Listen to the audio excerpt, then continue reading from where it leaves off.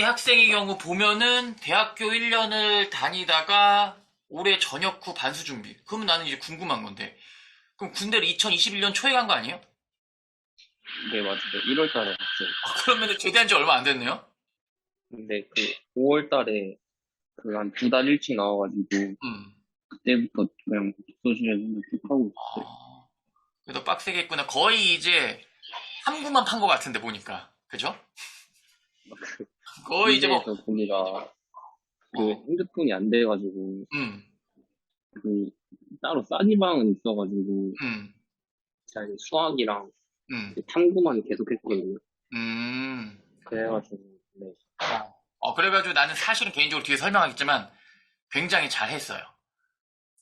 그래서 네. 일단은 이 사회를 깊게 판 게 사실은, 우리 학생에게 굉장히 좋은 결과를 갖고 왔다라는 걸 일단 뒤에서 보이도록 할게요. 그럼 일단은 현재 국어는 한 4등급 후반, 수학은 한 4등급 현재 한 중반 정도 되고, 영어는 이제 일단 구평을 쉬었으니까 어쨌든 영어는 어떻게 2등급 맞을 수 있을 것 같아요? 아니면 2, 3 왔다 갔다 해요? 근데 왔다 갔다 하는데 음. 실무 몇 번 풀어보니까 이가 좀 자주 나와가지고 좀 더 하면 될 것 같아요. 오케이. 좋습니다. 일단은 이제 비실기 미대, 즉 디자인과를 지망하고 있는데 이제 가장 가고 싶은 거는 과기대 산업디자인, 그리고 한성대, 삼육대, 인천대 등 이렇게 가고 싶다라고 해서 어떻게 하는지에 대해서 물어봤어요. 그럼 이제 여기서 하나하나 살펴볼게요. 먼저 이제 저는 이제 단계별로 올라가 보도록 할게요. 일단 삼육대는 실기가 있는데, 네. 그래서 일단 삼육대는 패스할게요. 근데 패스하고 인천대 같은 경우, 그러니까 이제 네. 환산 점수 이렇게 보면은 잘 감이 안 올 수도 있어요. 그래서 우리 학생이 수학에 조금 많이 공부를 했는데 반영비리 별로 안 들어가서 나쁠 수도 있을 것 같아 보이지만 이거를 지금 한번 계산해 볼게요. 9평 기준으로 계산하면은 국어 100분위가 64니까 국어 환산 점수가 288점, 그리고 수학이 70이니까 105점, 탐구가 30이니까 이게 6하면 288점, 그리고 영어 10이면 2등급이면 97점이거든요. 그럼 이렇게 더하면은 393점, 이렇게 더하면은 385점, 그래서 더하면은 378점이에요. 378점, 죄송해요.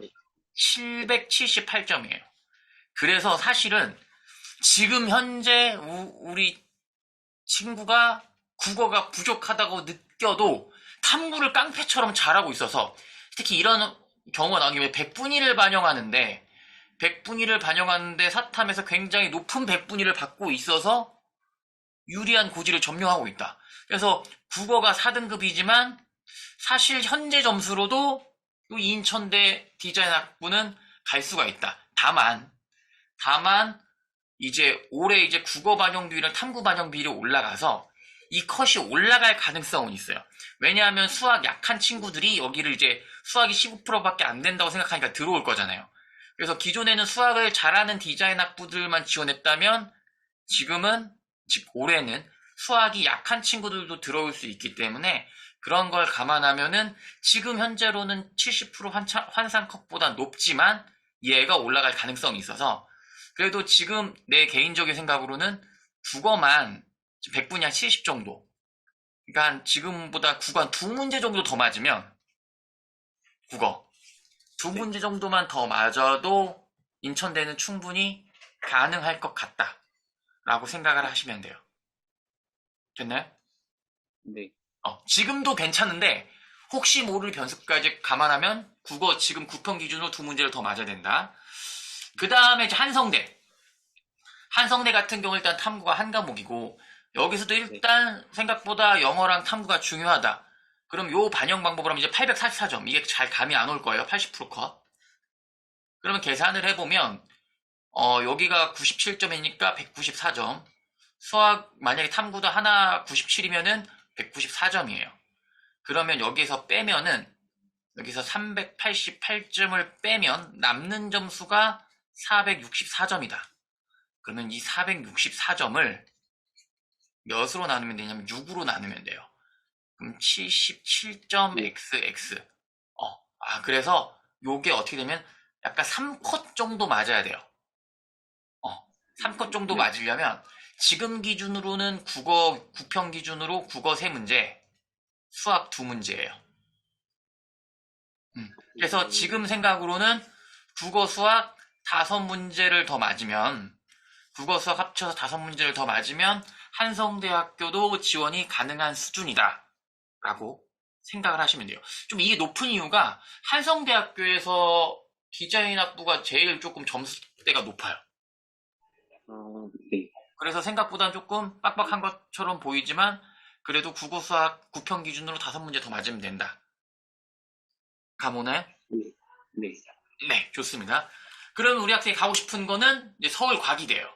서울 과기대도 공교롭게도 역시 수학 반영 비율이 좀 높고 역시 비실기고 영어 탐구 이렇게 비율이 들어가는데 여기서 중요한 거는 내가 왜 탐구가 좀 중요하다라고 했냐면 얘네는 표준 점수를 반영해요.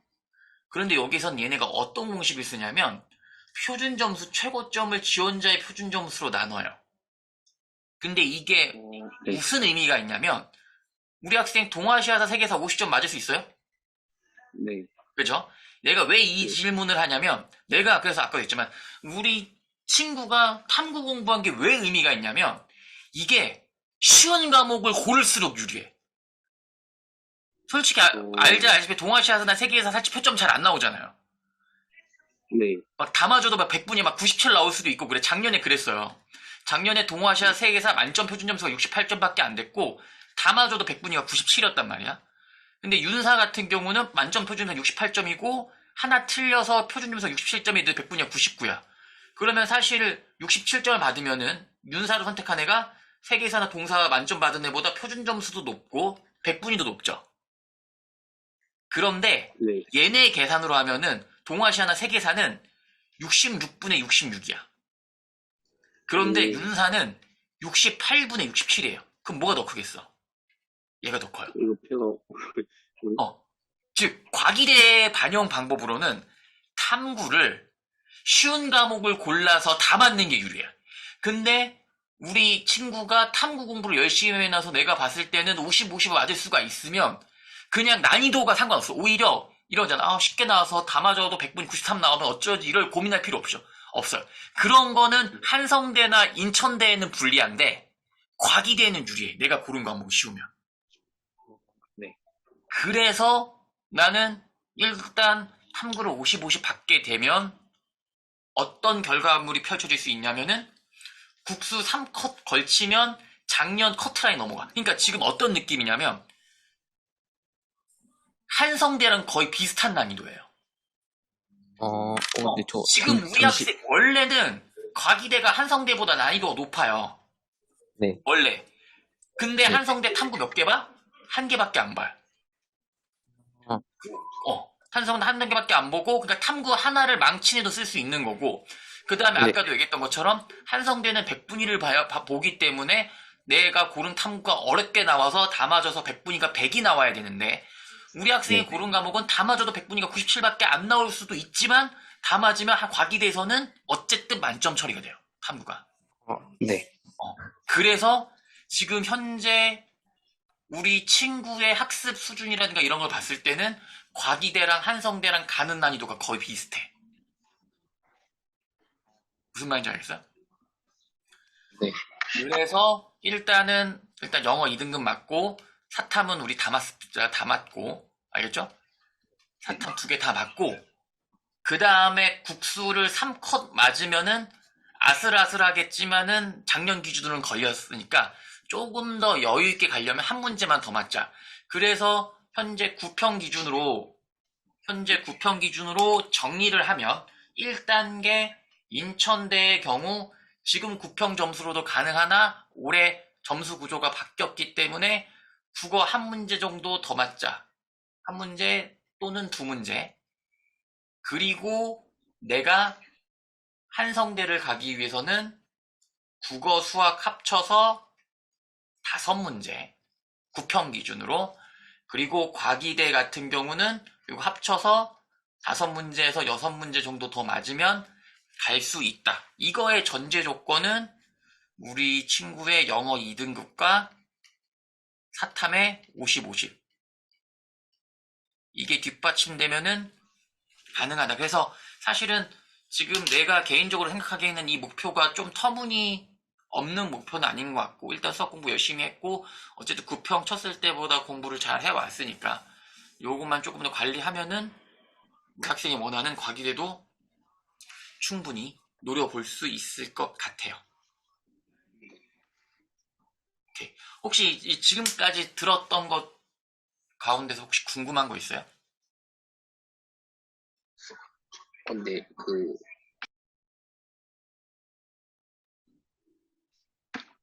그냥 국어 좀 궁금한 거 있어서 그런데요. 국어, 어떤 게 궁금해요?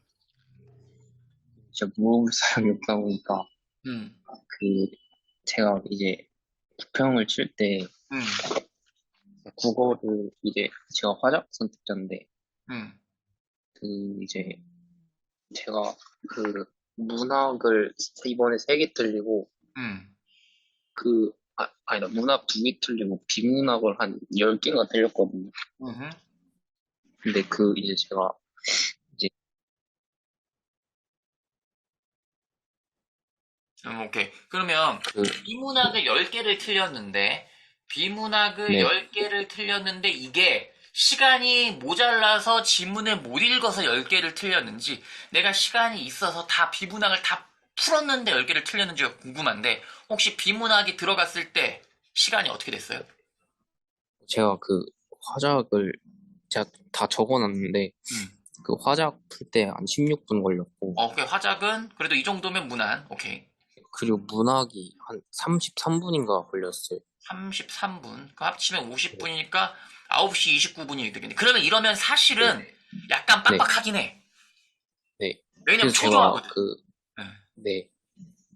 그래서 제가 건든 게 독서론 하나 하고 음, 그리고 처음에 복합 지문에서 음, 보기 문제 빼고는 다 맞긴 했거든요. 음, 그런데 이제 그렇게 풀고 나니까 음. 진짜 한 5분 정도밖에 안 남으니까 이제 그, 어, 거기서 이제 뭘 해야 될지 모르겠어가지고. 음. 이게 이제 네. 대부분 이제 수능 때 이제 망하는 패턴이라서 일단 여기서는 내 개인적으로는 문학이 네. 너무 오래 걸려요. 아, 네. 그러니까 문학 작품에 대한 EBS 공부를 좀 다 해봤어요?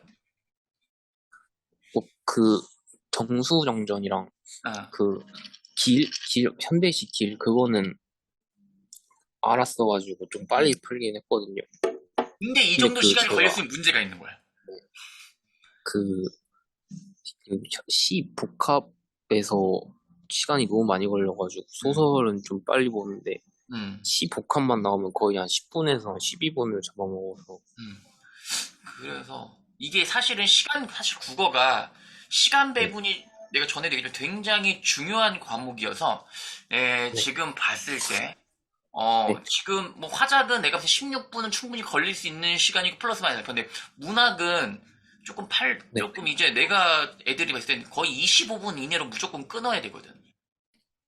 그러니까 네, 9시 20분에는 비문학을 들어가야 내가 네, 질문을 읽을 때 좀 마음이 편해지고 그러면서 정답률도 같이 올라가는데 네, 사실은 화작 시간 줄이기 어렵고 이제 네, 비문학도 시간, 즉 독서도 이제 줄이기 어려운데 그나마 네, 문학 작품은 본인도 많이 경험해서 알지만 내가 친숙한 지문, 아는 지문 나오면 사실 금방 읽고 금방 문제 들어가잖아요.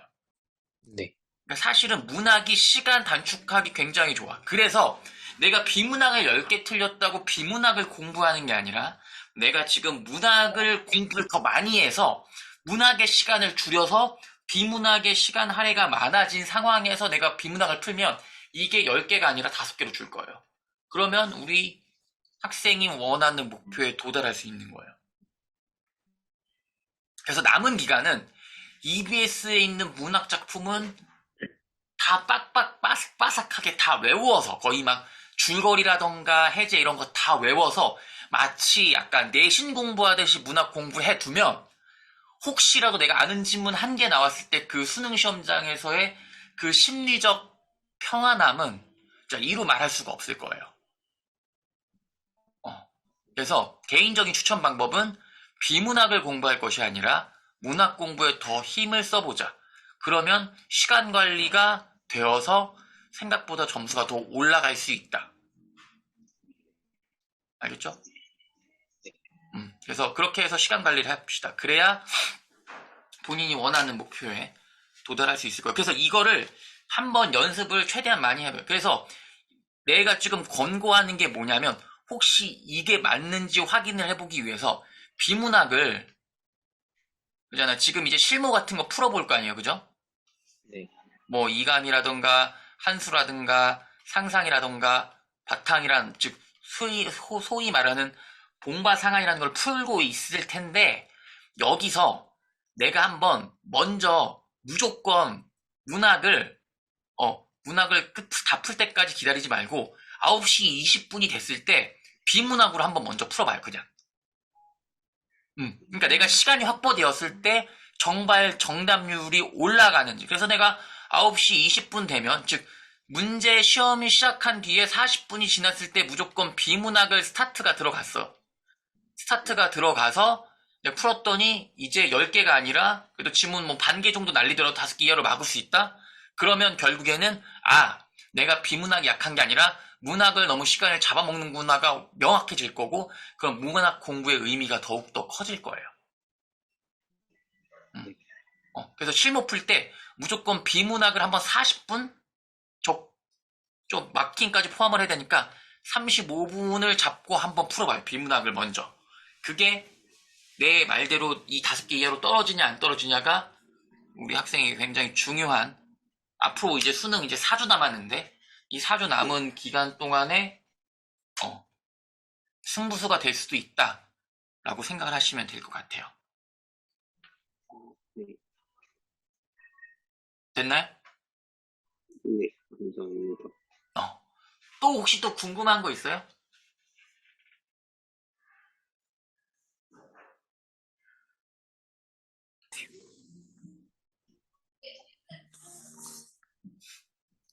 궁금한 거 없어요?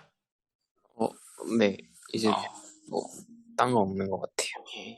이제 남은 네. 기간 이제 아까 얘기했던 4주밖에 안 남았으니까 열심히 공부해서 우리 학생이 가고 싶었던 과기대 비실기 디자인 꼭 갈 수 있길 바라겠습니다. 근데 디자인 가고 싶은 이유가 뭐 사실 남자들은 이제 군대를 갔다 오면 좀 자기의 진로를 좀 명확하게 하는 경향이 있는데 가고 싶은 네. 이유가 있어요 혹시?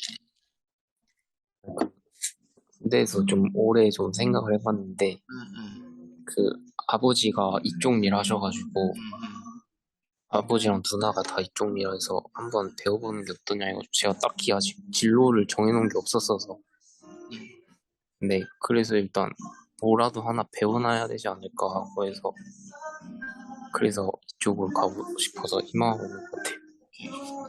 이게 사실 이제 디자인이라고 하는 게 이제 옛날 같은 경우는 디자이너들 이제 뭐 산업 디자인 뭐 UI UX 그러니까 산업 디자인들 굉장히 천대받고 그랬는데 최근 이제 소위 말해 스타트업 같은 것도 많이 뜨고 그 다음에 개발자들이 뜬 만큼 이게 어떤 프로그램 앱이 개발이 되면 사실 개발자만 필요한 게 아니라 디자이너도 같이 필요하게 되면서 사실 디자이너의 대우도 예전보다 많이 좋아졌어요. 왜냐면 우리가 어플을 들어가더라도 사실 들어갔을 때 유저 친화적이어야 되고 들어가고 편해야 되잖아요. 인터페이스가.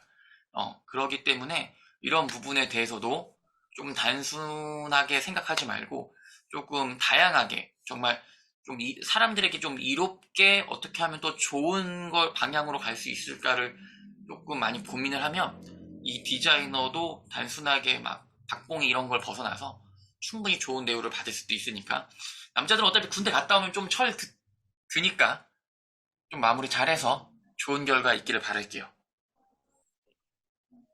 알겠죠? 네, 잘 들리는지 안 들리는지 모르겠지만 그래서 마무리 잘하고 남은 4주 동안 공부 열심히 잘해서 나중에 수능 잘 보면 소식 들려줬으면 좋겠습니다. 오케이. 그러면 수고하셨고 네. 그러면은 다음번에 또 궁금한 거 있으면 언제든지 질문하세요. 알겠죠? 감사합니다. 네, 수고하셨습니다.